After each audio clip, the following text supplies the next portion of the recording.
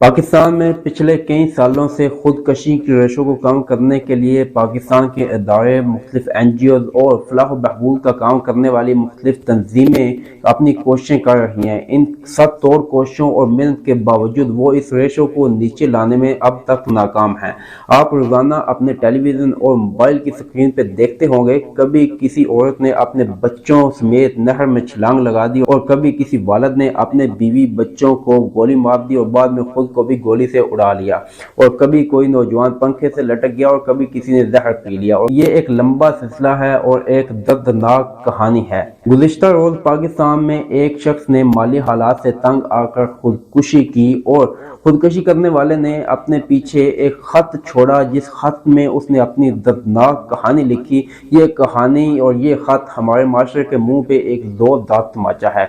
मरने वाले ने अपने दो मासूम बच्चे पीछे छोड़े। सवाल ये पैदा होता है कि इन दो बच्चों को कौन संभालेगा? क्या वही माशरा इन दो बच्चों को संभालेगा जिसने उनके वालिद की मुश्किल में उसकी मदद ना कर सके, और जो लोग उसको संभाल ना सके और जिन लोगों ने उसको मरने पर मजबूर कर दिया, क्या वही लोग इन बच्चों को संभालेंगे?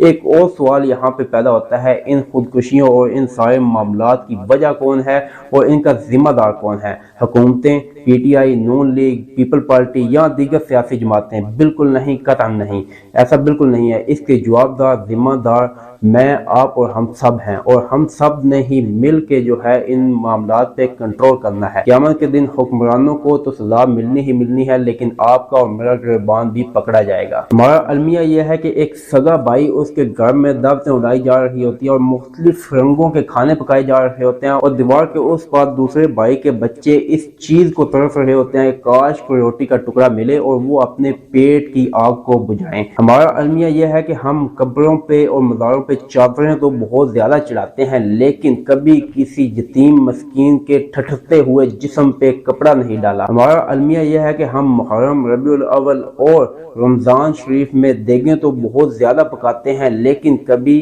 किसी बेवा के घर में हम राशन नहीं डाला। हमारा अलमिया यह है कि हम महफिल नाज करवाते हैं और मुफ्त उम्रे की टिकटें तकसीम करते हैं, लेकिन उसी मोहल्ले में बैठी एक गरीब की बेटी जो जहेज के पैसे न होने की वजह से अपने वालिदैन के घर पे बैठ के अपने बालों को सफेद कर रही होती है, हमें वो नहीं दिखती। और सबसे बड़ी और शर्मनाक बात ये, इसको देख के कुदरत भी यकीनन शर्मा जाती होगी कि एक भाई जिसकी बेटी पैसे न होने की वजह से, जहेज न होने की वजह से अपने वालिदैन के दर पे बैठी अपने बालों को सफेद कर रही होती है, और दूसरी तरफ सगा भाई अपने बेटे की शादी पे लाखों करोड़ों खर्च कर देता है। हम टेलीविजन, सोशल मीडिया और महफिल में तो बहुत मीठी और बहुत अच्छी अच्छी बातें कर लेते हैं, लेकिन वो लोग जो मायूस हैं, जो जिंदगी की उम्मीद खो चुके हैं, हम उनको दिलासा नहीं देते, उनको थपकी नहीं देते। आपको नहीं पता कि आपके एक मीठे बोल और आपकी एक थपकी की वजह से किसी को जिंदगी की उम्मीद मिल सकती है, किसी को उम्मीद की किरण दिख सकती है और किसी की जिंदगी बन सकती है। हमारा सबसे बड़ा मसला यह है कि जिन कामों की जरूरत नहीं,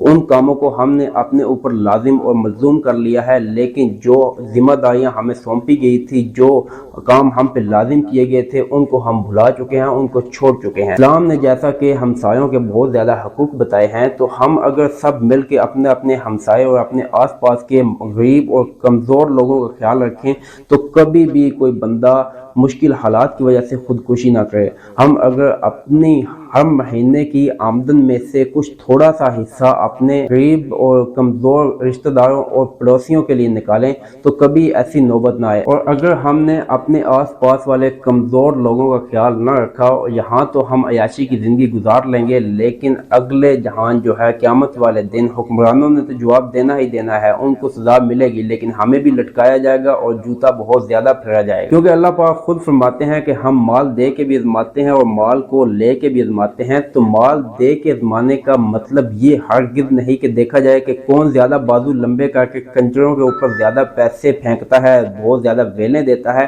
اس کا مطلب ہرگز نہیں کہ کس نے اچھا بنگلہ بنایا ہے، کس نے اچھی کوٹھی بنا لی ہے، اس کا مطلب ہرگز یہ نہیں کہ کس کا اچھا بزنس ہے، کس کا اچھا کاروبار ہے، کس نے اچھی گاڑی لی ہے، کس کا اچھا موبائل ہے، اس کا مطلب ہرگز نہیں۔ اس کا مطلب یہی ہے کہ کس نے اپنا مال غریبوں، مسکینوں، یتیموں اور ضرورت مندوں پہ استعمال کیا۔ تو امید ہے میں اپنی بات، اپنا پیغام آپ تک پہنچانے میں کامیاب ہو چکا ہوں، تو لہذا اپنا بھی خیال رکھیے اور اپنے آس پاس غریب اور کمزور لوگ جو ہیں آپ کے، ان کا بھی خیال رکھیے۔